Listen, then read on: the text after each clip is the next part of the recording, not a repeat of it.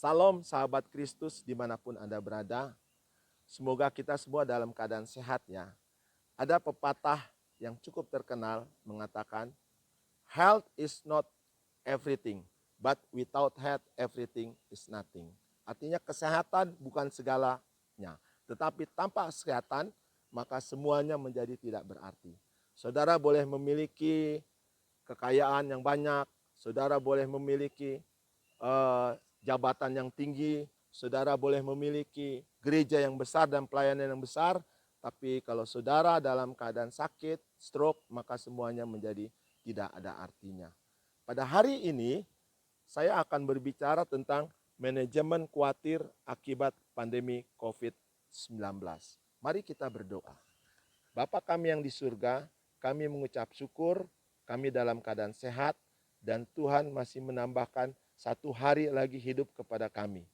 Tuhan memberikan kami hikmat akal budi untuk kami mengerti tentang kekhawatiran. Karena Tuhan menjamin kesehatan kami.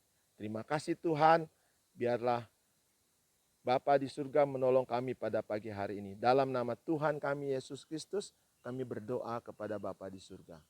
Amin.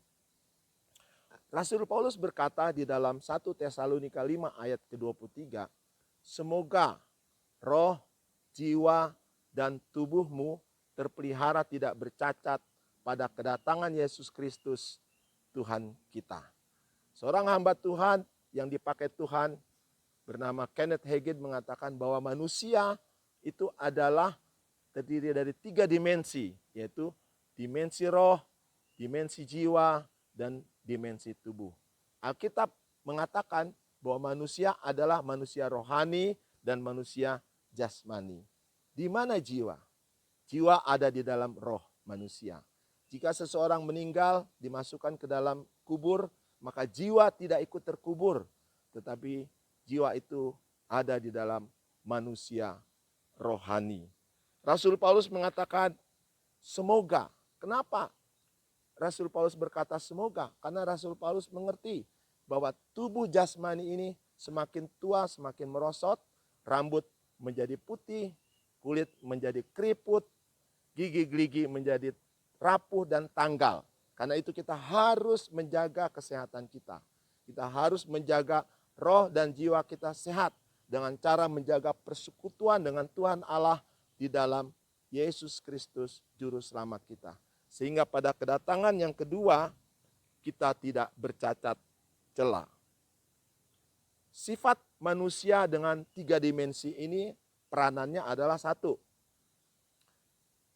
Roh. Roh berperan dalam hubungan dengan dunia roh. Yesus pernah berkata, berdoalah kamu dalam roh dan kebenaran. Kita mengenal istilah medium. Medium adalah orang yang berhubungan dengan roh-roh jahat.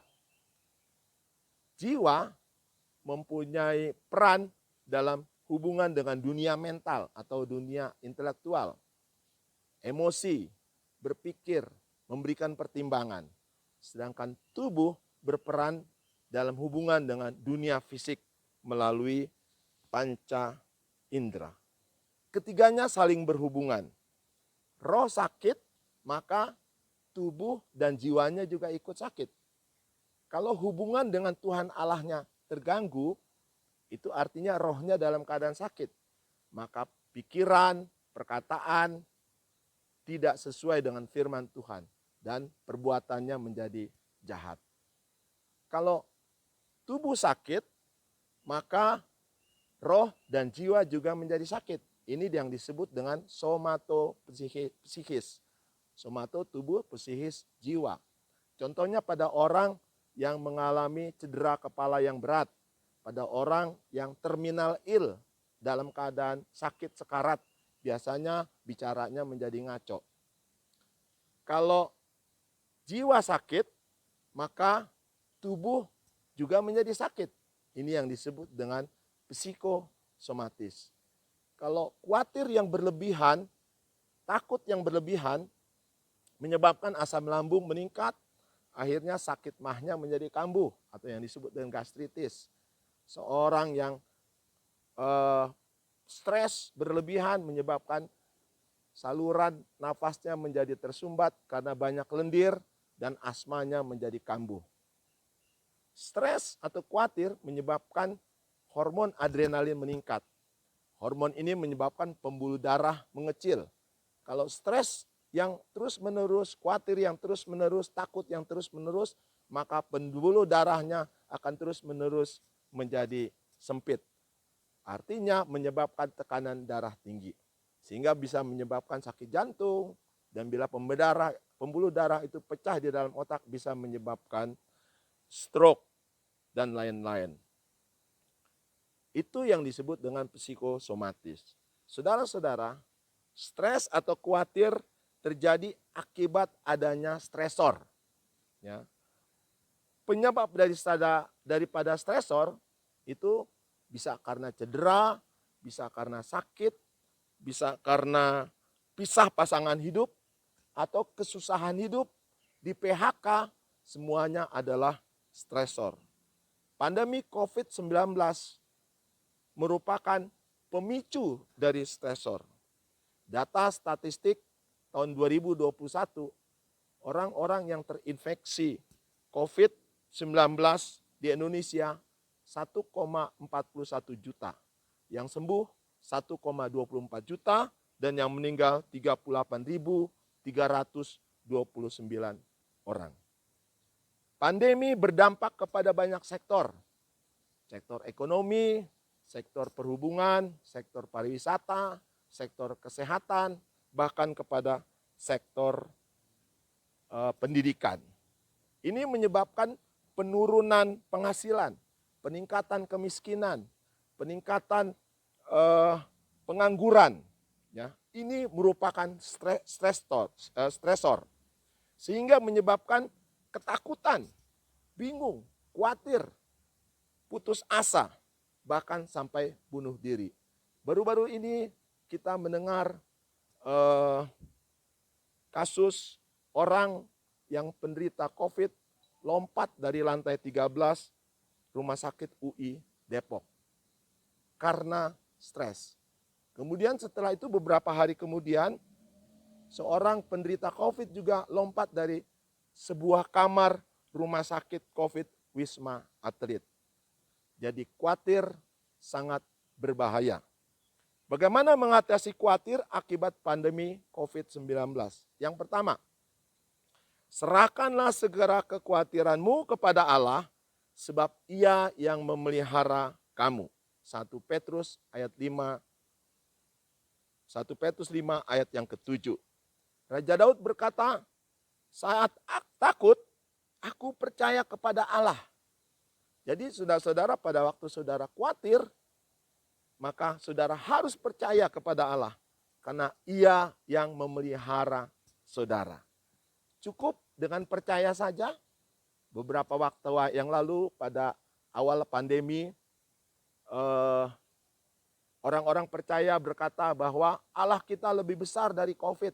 Kita tidak akan terkena infeksi COVID. Dan mereka melakukan ibadah, seminar, tanpa mengindahkan anjuran dari pemerintah. Ya. Waktu dilakukan pemeriksaan di daerah Jawa Barat, ternyata ada 600 orang percaya yang terinfeksi virus corona, termasuk hamba Tuhan. Jadi saudara-saudara, percaya saja tidak cukup, tetapi harus mengikuti protokol kesehatan COVID-19.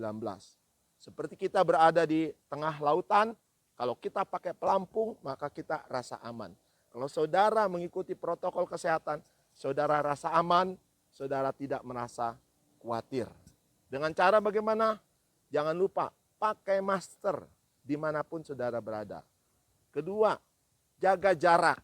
Yang ketiga, hindari kerumunan.